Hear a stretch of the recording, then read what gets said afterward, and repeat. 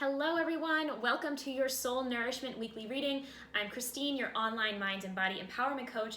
Thanks so much for stopping by my channel. If you are watching this and you are liking what I do here on my channel, definitely make sure you scope through the whole thing because I have a lot of different content on here, and if you were led here, then trust that there's something on here. If it's not this message, there's something else on here that is definitely meant for you to receive.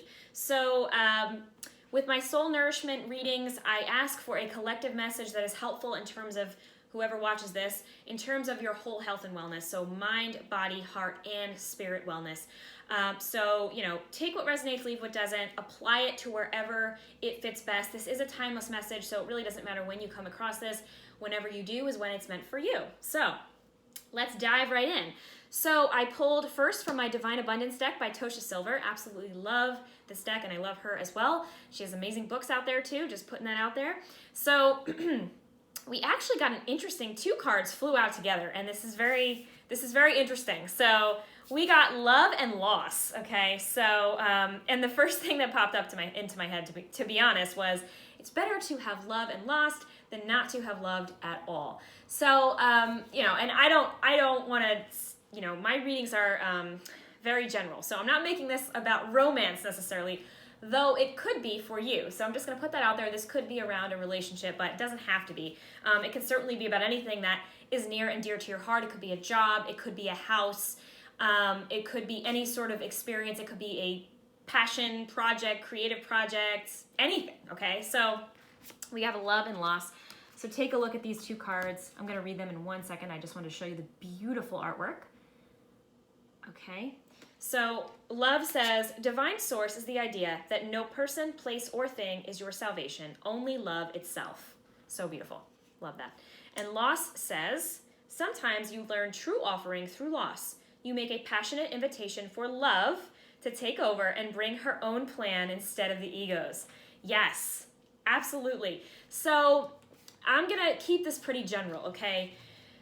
Right away, I'm going to say that, and this is hard to accept sometimes, but when we are trying to create our dream reality, whatever that looks like for you, and sometimes we do it subconsciously, by the way. Your thoughts become things. We are, especially if you're like a master manifestor, you could be thinking things all the time, visualizing, daydreaming, imagining all kinds of things for yourself and for your future, and you are manifesting. So just keep that in mind. But when we are doing that and we're trying to create this ideal reality for ourselves, whether it's through feeling or actually visualizing things, a lot of times the universe says, okay, that's great. I want to bring this to you. However, you may have to lose something in the process. But have no fear, because love is here to bring in something fabulous, amazing, wonderful, mystical, and magical. Something that is perfectly aligned for you, okay? And we don't always know what that means, and that's where, you have to leave the ego aside, because the ego can come up with all sorts of stories and ideas about what that might look like. At the end of the day, we really don't know. The universe knows, your spiritual team knows. You have to have faith and trust in that. And when you are aligned with the highest vibration of all, which is love, you know that whatever is saying goodbye, or whatever you are saying goodbye to in your life, is going to be replaced by something that is freaking beautiful. Okay, you just have to trust that. And I know that's hard, and I get it. I'm right there with you. But that's the whole idea, right? You have to surrender. You have to let go of the outcome. Try not to let fear get the best of you. Because again, when you surrender the outcome, when you're like, okay, this is what I want to create. I don't know how to get there. Show me the way. You're giving love the space, the energy, the vibration of love just to come in and to shift things around in your reality so that you can have what you so desire. So again, you don't know what that's going to look like. You don't know how it's going to play out. You have an idea.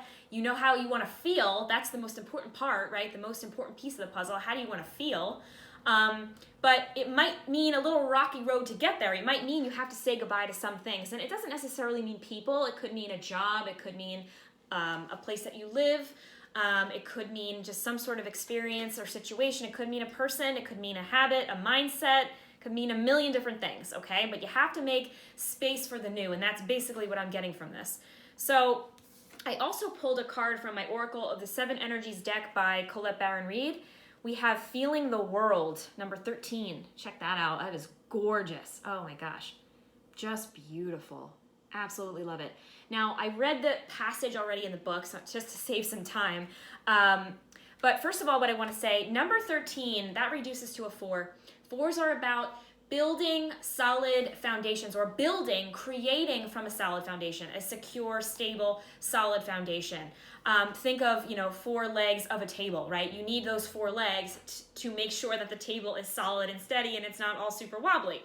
4s are also about angel protection. So just know with this card coming out that you are 100% being guided, supported, and protected by the universe, by your spirit team, by the angelic realm. So you have absolutely nothing to fear, because love is here to guide you toward the path that is most in alignment with you, the path that is destined for you. So basically what this card says is, with obviously in this image, you can see this beautiful woman here. She is very, very compassionate, empathetic, loving, kind-hearted, genuine. She truly cares about the world and everything in the world. People, places, things, creatures. She's just very, very loving, compassionate, and empathetic, okay? Now, if that sounds like you, to any degree, right? To any degree. You could very well be a very sensitive person, meaning you could absorb people's energies very, very easily, right? Someone's crying, you might cry right along with them, even if it's a complete stranger. Or if someone's sad or depressed or lonely or whatever, you might feel that sad, depressing energy, and you might start to feel sad and depressed. So if that sounds like you, number one, totally normal. A lot of us are like that out there, especially if you're watching this channel right now. Most likely, you are very empathetic.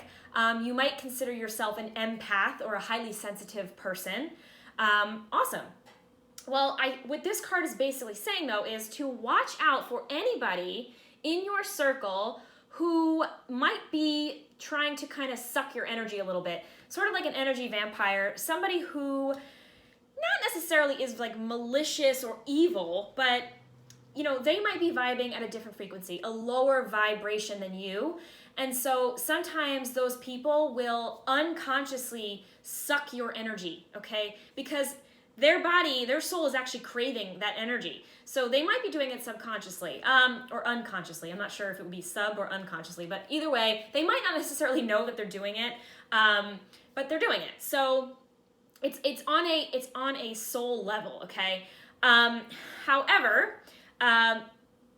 you still should be protecting yourself. That's still not okay. Even if that person who is sucking your energy isn't like purposely trying to hurt you or anything like that, you still need to protect your energy. You can envision, a white bubble of light surrounding you. You can envision like a shield protecting you. You can also envision mirrors surrounding you so that any, lower vibrational energy that comes your way bounces right back off of you, is reflected right back off of you onto that other person. So there are ways to protect your energy and, of course, cleanse your energy as well. And I think that this card definitely brings that up. But I think it's also saying, like, take stock, take notice, be more consciously aware of the people that you are surrounded by. It doesn't always have to be somebody that's super close to you. It could be anybody. It could be somebody at your workplace.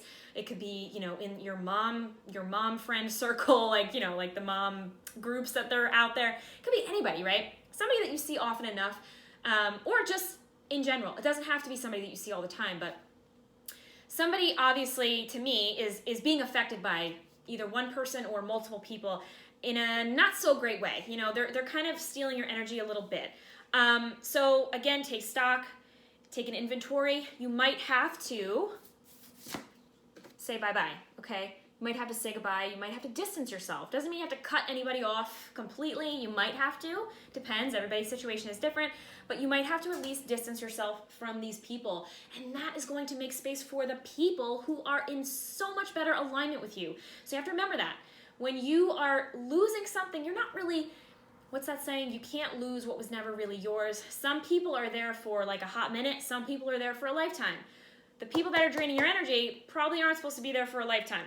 They are helping you grow. They are teaching you some sort of lesson. But eventually, when that lesson has been learned, it's time to say goodbye and move on so that the people who are more in alignment with you and your vibration currently, those people can come in, okay? So beware of the energy vampires and keep being you, keep shining your light, keep Keep being this beautiful, empathetic, compassionate soul that you are, absolutely. But don't let anybody take advantage of that. Don't let people use your kind heart to a, well, how do I want to put this? To the point where it is, is impacting your energy. And I'm just saying, when you're like this, it's easy to get taken advantage of. So just be mindful of that, okay? So finally, to finish off this reading, I pulled two of my chakra love cards. We have Abundance and Foundation. So I love that Foundation came out because I had said a little while ago about the number 4 being the number of solid foundations. And Foundation says, foundation is what the castle of your soul is built upon. So make sure that the foundation is where you want it to be, okay? Make sure it's where you want it to be. Make sure it is filled with the people that you want there, the feeling, the way you want it to feel. Make sure that you are in alignment with the feelings, the people, the things, all the things. Make sure everything is exactly how you want it. I mean, not perfect, but pretty close to what you envision for a reality and a life that you are trying to build and create for yourself. Make sure that it brings you joy.